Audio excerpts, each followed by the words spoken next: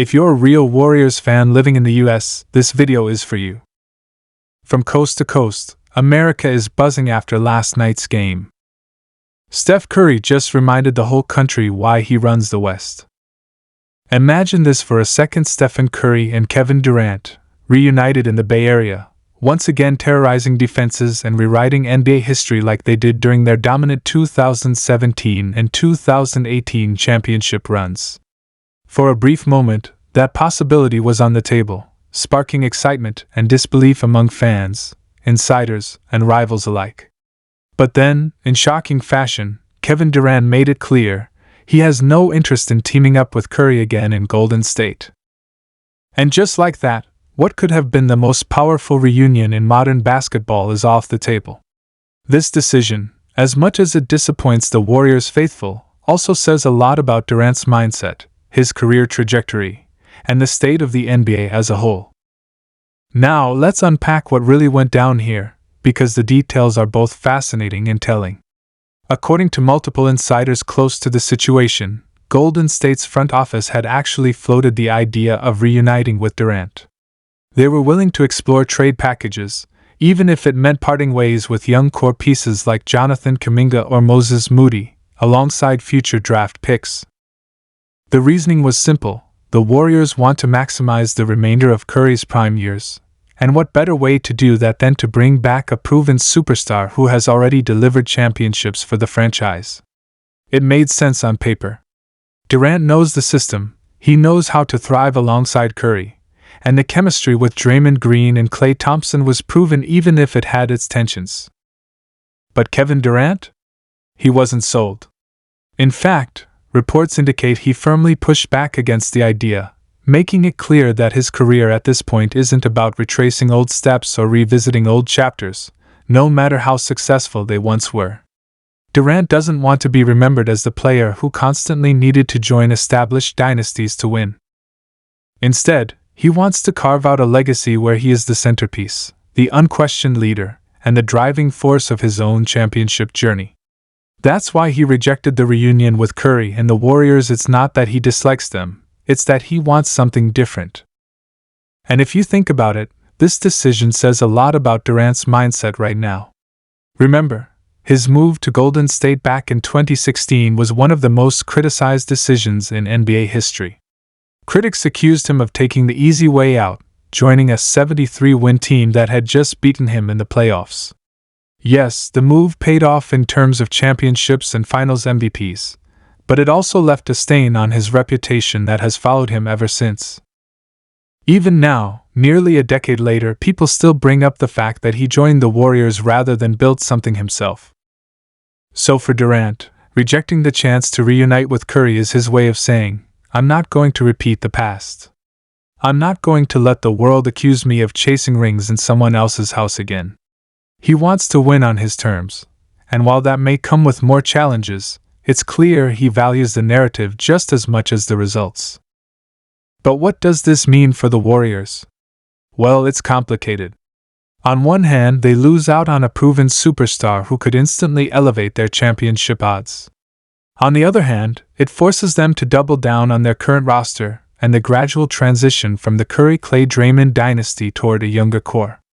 The Warriors are trying to walk a fine line, honoring the last years of Curry's prime while also preparing for the future. Durant would have tilted that balance heavily toward winning now, but without him, the team faces tough decisions. Do they trade for another star? Do they bet on Kuminga to blossom into that guy? Or do they try to make one last title run with what they already have? One thing's for sure, fans were divided. When the rumor of Durant possibly returning surfaced, social media went into a frenzy. Some were ecstatic, picturing another dynasty run with Curry and Durant raining threes like old times. Others groaned, saying the NBA didn't need to see that movie again, that it would cheapen the competition and overshadow other rising stars. Durant's rejection ended the speculation, but the debate lingers. Would a reunion have been good for basketball, or would it have been another super team dominating the league at the expense of parity? Now, speaking of rising stars, let's pivot to a story that's directly connected to this conversation about the league's balance of power. Because while Durant and Curry represent one era of NBA dominance, a new name has just leapfrogged them in the latest player rankings: Victor Wembanyama. That's right, the 20-year-old phenom from France, in only his second season, has skyrocketed past both Stephen Curry and LeBron James in ESPN's player rankings, sparking a whole new wave of conversations about the future of the NBA. Think about how massive this is. Steph Curry, a two-time MVP, the greatest shooter in NBA history, still playing at an elite level. LeBron James, widely considered one of the greatest players of all time, still putting up incredible numbers in year 22. And yet, both of them have been leapfrogged by a player who hasn't even reached his third season. That's the kind of buzz Wembanyama has created. His combination of size, skill, defense, and playmaking is unlike anything the NBA has ever seen. He's not just a tall player with potential, he's already changing games, already dominating on both ends, and already forcing analysts to wonder if he might be the best player in the league sooner rather than later.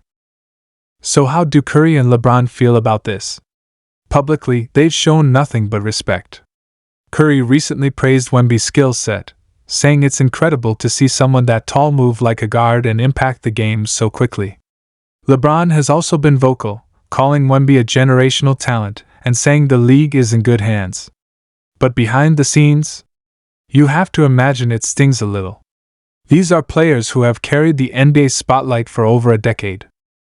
To suddenly see a 20-year-old leapfrog you in the rankings is a reminder that the torch is being passed, whether you're ready for it or not. And for fans, it's both exciting and bittersweet. Exciting because Wembanyama represents the future of basketball, a new style, a new archetype, someone who could dominate the league for the next 15 years.